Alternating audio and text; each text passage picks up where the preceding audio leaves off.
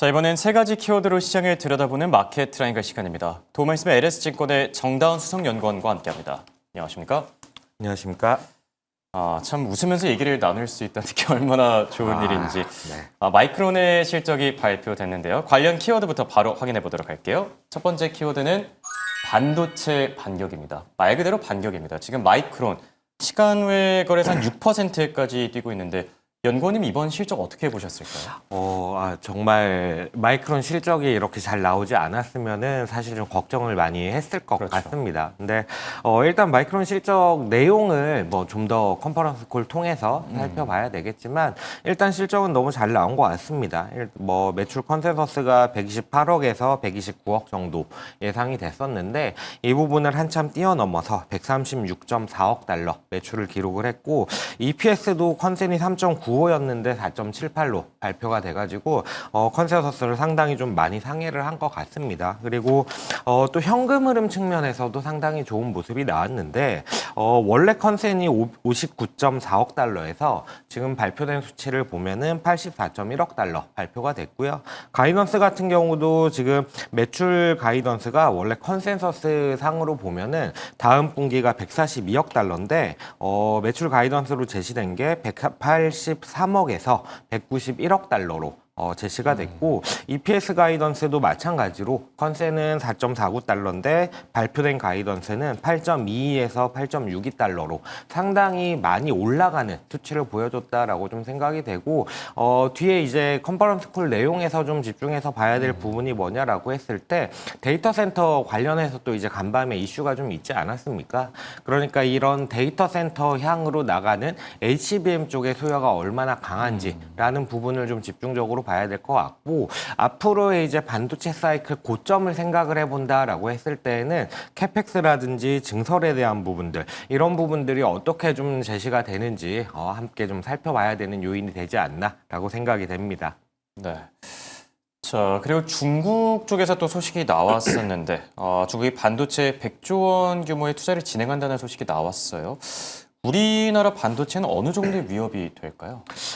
일단 반도체에 대해서 중국뿐만 아니라 인도라든지 뭐 일본이라든지 다른 나라들이 여전히 좀 강한 반도체 투자를 진행을 하겠다라고 좀 얘기를 하고 있습니다. 전반적으로 이런 그림이 왜 나오냐라고 했을 때 지금 반도체가 너무나 중요하고 업황이 너무나 좋기 때문에 사실은 또 이런 모습이 나타나는 것 같고 이렇게 좀 투자를 많이 진행을 한다라고 했을 때 모든 게 그렇지만 단기적으로는 이제 센티멘트 상으로는 무언가 그 나라의 자국의 반도체 기업들에게 좀 훈풍이 될 수는 있다라고 생각이 들고 다만 좀 이게 실제로 성과를 보이기 위해서는 좀 장기적인 그림으로 봐야 되지 않나라고 생각이 됩니다. 일단 우리나라 반도체 기업들에게 미치는 영향이 어떨 것 같냐라고 했을 때 단기적으로는 영향이 제한적이다라고 생각이 들고 다만 이제 중장기로 봤을 때는 레거시라든지 아니면 중저가 제품에 대해서는 어느 정도 좀 위협이 될 수 있지 않을까라고 생각이 됩니다. 일단 자금력을 쓴다라고 했을 때 이런 자금을 쓴다고 해서 바로 뭔가 공정이라든지 뭐 장비라든지 IP 이런 문제들이 중국 같은 경우는 특히나 바로 해결되지는 않습니다.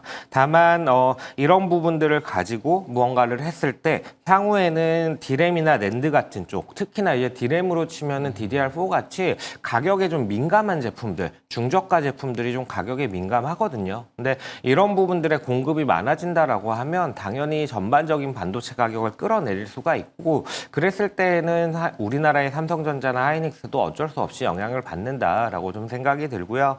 이미 사실 작년 하반기에서 올해 초 생각을 해보시면은 CXMT에서 디램에 대해서 워낙 좀 많은 생산 물량을 내보내다 보니까 이 부분이 반도체 공급가인 이슈로 작용을 했었고 이 CXMT가 나중에 HBM에 집중을 하면서 범용 반도체에 대해서 어느 정도 좀 생산력이 줄어드는 모습들을 보이다 보니까 이런 상황이 사실은 이제 HBM으로 수요가 몰리는 것과 맞물리면서 우리나라의 삼성전자 하이닉스에 대해서도 좀 긍정적인 시각이 더 강해졌었던 그런 그림들을 생각을 해보시면 좀 이해가 빠르지 않을까 생각이 됩니다.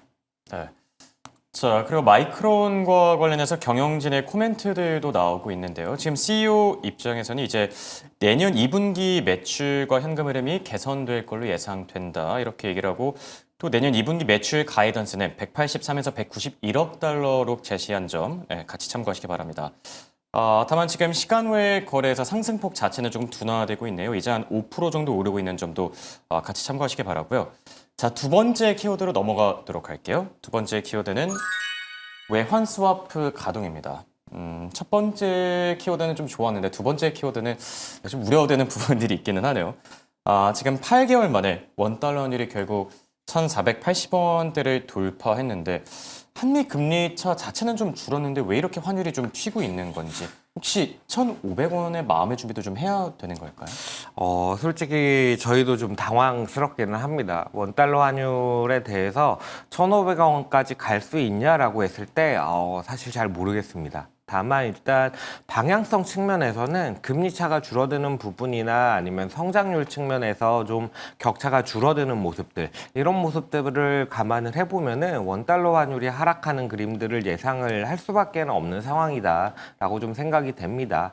화면에서 나오는 것처럼 글로벌 IB들의 추정치, 전망치를 보더라도 2026년에 대한 원달러 환율 전망치 자체가 지금 레벨에서 상당히 좀 낮은 수준을 보여주고 있습니다.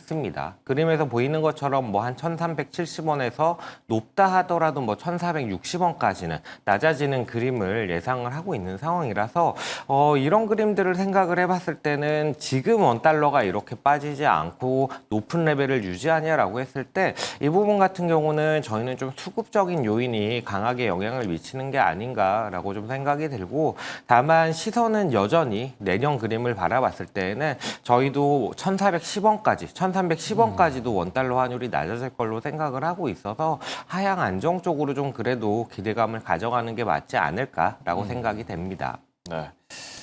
그렇다면 환율이 안정되기 위해서는 어떤 조치들이 필요하다고 또 생각하세요?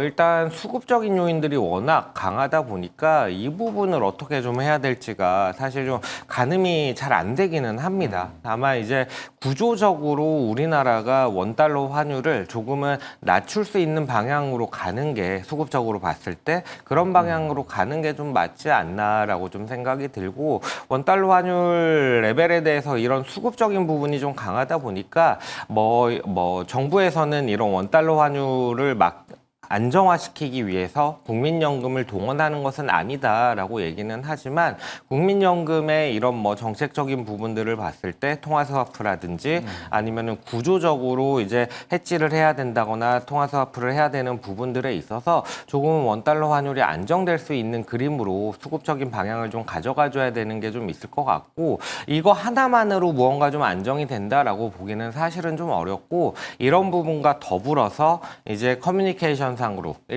일반적으로 구두 개입이라고 얘기를 하는데 구두 개입만으로는 사실 효과가 그렇게 크지는 않습니다. 그래서 구두 개입이라는 부분 이런 수급적인 요인을 뭔가 변화시킬 수 있는 부분들 이런 것들을 종합적으로 좀 패키지로 접근을 해야 그래야 좀 원달러 환율이 고점을 찍고 좀 내려가는 모습을 기대해 볼 수 있지 않을까 이렇게 좀 생각이 되는 상황입니다. 네.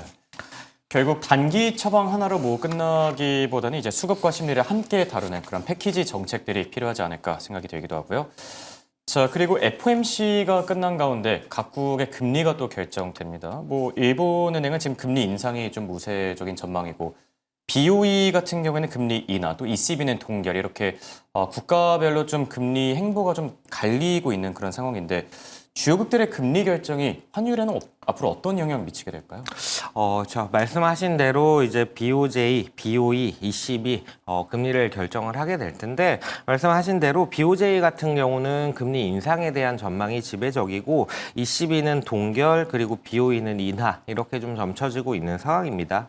결과적으로 봤을 때에는 BOJ 같은 경우는 금리가 인상이 된다라고 했을 때에는 그 엔화에 대한 강세 요인이 되는 부분이 있다 보니까 달러 약세 요인으로 작용을 하는 부분이 있고, 이 CB 같은 경우는 동결한다라고 했을 때는 사실 달러 인덱스에는 크게 영향을 미치지는 않을 것 같다라고 좀 보여지고, BOE 같은 경우는 약간은 좀 폭은 좁겠으나 그럼에도 불구하고 어쨌든 파운드와 약세 요인으로 작용을 하기 때문에 달러 인덱스에는 소폭 강세 요인으로 작용을 할 것 같습니다.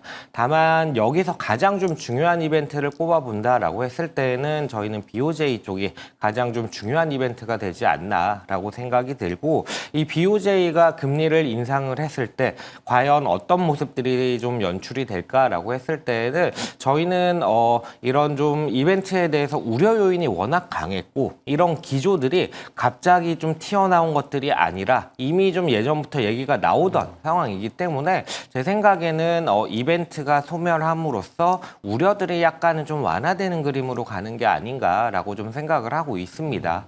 BOJ 관련해서는 아마 엔캐리 트레이드 청산 문제 때문에 많이들 좀 접해 보셨을 것 같아요. 근데 저희는 엔캐리 트레이드 청산에 대해서도 동일한 맥락으로 좀 말씀을 드리고 있습니다. 24년 8월과 같이 갑작스러운 이벤트가 아니다라는 측면에 좀 주목을 하고 있고, 만약에 좀 엔캐리 트레이드를 통해서 무언가 포지션을 갖고 있는 상황이었다면은 그런 그림들에 대해서 어느 정도 대비를 해나가지 않았겠느냐라는 게 저희의 기본적인 입장이고, 만약에 좀 BOJ가 금리를 인상을 하더라도 향후의 가이던스를 생각을 해봤을 때에는 상당히 좀 조심스러운 커뮤니케이션을 하지 않을까라고 좀 생각이 되거든요. 왜냐하면은 BOJ 역시도 이게 뭐 금융 시스템상으로 바라봤을 때 무언가 변동성을 확대한다든지 이런 이벤트가 되는 것에 대해서는 상당히 좀 조심스러울 수밖에 없기 때문에 저희는 좀 그런 입장에서 이런 통화 정책에 대해서 이벤트를 바라보고 있는 상황입니다. 네. 금리 이벤트가 많긴 하지만 결국 가장 중요한 거는 BOJ의 금리 결정이 될 것이다. 이렇게 코멘트해 주셨고요. 자, 세 번째 키워드도 확인해 보도록 할게요. 보여주시죠. 세 번째 키워드는 턱걸이 배당입니다. 요즘 날씨가 많이 추워지고 있는데 왜 그런 말 있잖아요. 날씨가 추워질 때는 그렇죠, 예, 맞습니다. 어떤 거 전통 저기 배당주가 네. 맞아, 날씨가 추워질 때 이제 배당주다 이런 얘기들이 많이 나오는데 배당소득 분리과세 시행 지금 현재 어느 시점까지 온 걸까요? 배당소득 분리과세 같은 경우는 거의 뭐 확정적인 단계인 것 같습니다. 그제 좀 뉴스가 나온 것 같은데, 고배당 기업 배당소득 분리과세 조세 특례 제한법 국무회의에 이제 통과를 했거든요. 이러다 보니까 뭐 앞으로는 진행이 된다라고 보시면 될 것 같고, 특히나 좀 고무적이었던 부분은 적용 시기가 이번 기말 배당부터 정확하게는 이제 2026년 1월 1일 이후부터 지급되는 배당에 대해서 이런 배당소득 분리과세가 적용이 된다라고 얘기를 하는데, 기말 배당이라고 하더라도 어차피 지급 시기 같은 경우는 빨라야 내년 3월 정도가 되는 상황이라서 이런 진행되는 부분들은 거의 확정적이고, 특히나 적용 시기가 빨랐다라는 부분을 저희는 좀 긍정적으로 바라보고 있고요. 아마 내용에 대해서는 많이들 알고 계실 것 같습니다. 종목들에 대해서, 기업들에 대해서 배당 우수형 그리고 배당 노력형 두 가지 측면에서 좀 배당소득 분리과세를 적용을 받을 거고, 공통적으로 두 가지 유형 모두 다 지난해 대비해서 배당이 줄지 않았을 것이라는 조건이 공통적으로 들어가고, 배당 우수형 같은 경우는 배당 성향이 40% 이상인 기업들, 그리고 배당 노력형 같은 경우는 배당 성향이 25% 이상이고 전년 대비 배당금이 10% 이상 증가한 기업들 같은 경우 해당이 된다라고 보시면 될 것 같고, 구간별로 봤을 때는 배당 소득 금액에 따라서 좀 다르기는 합니다만 14에서 30% 정도의 세율을 적용을 받기 때문에 제 생각에는 이런 부분들이 앞으로 일부 나타나고 있기는 합니다만, 배당 자산으로서 국내 주식 역시 좀 은퇴 자산으로서 좀 활용이 될 만한 여지가 있는 게 아닌가라고 좀 생각이 됩니다. 네. 그리고 지금 배당소득 분리과세 혜택을 받기 위해서 이제 배당을 상향 조정하는 이른바 턱걸이를 노리는 기업들도 있는데, 해당 기업들의 투자 매력은 어떻게 보세요?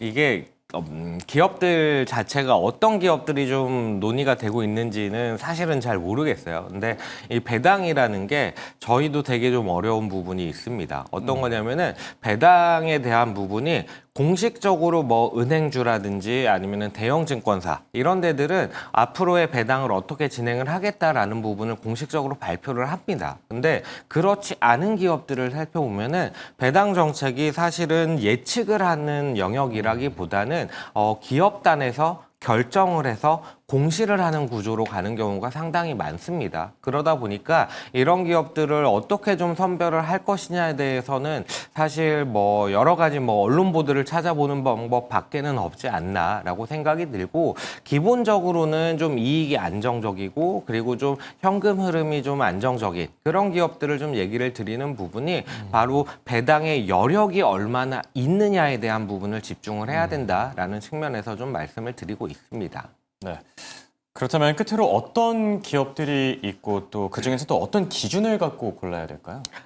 일단 시장에서 좀 얘기가 나오고 있는 종목들을 보면은 삼성생명이라든지 삼성화재 아니면 뭐 HPSP, 한정 KPS, 현대엘리베이터, 한온시스템, 뭐 키움증권, 신세계 이런 좀 시가총액 사이즈가 좀 있는 종목들에 대해서는 이런 종목들이 좀 얘기들이 나오고 있는 것 같고, 앞에서도 말씀을 드렸다시피 이런 종목들 중에서도 이제 실적의 안정성 아니면은 현금 흐름 안정성 그리고 앞으로 이런 산업적인 특성상 대규모 투자에 대한 부분들이 불가피하게 필요한 부분들이 있습니다. 그게 또 나쁘다 좋다라고 얘기할 수는 없는 부분이지만 어쨌든 그렇게 됐을 경우에는 자금리에 있어서 좀 압박을 받을 수 있기 때문에 이런 대규모 투자가 어떻게 진행될 것인지까지 좀 체크를 해서 접근을 하시는 게 맞지 않을까 생각이 됩니다. 네.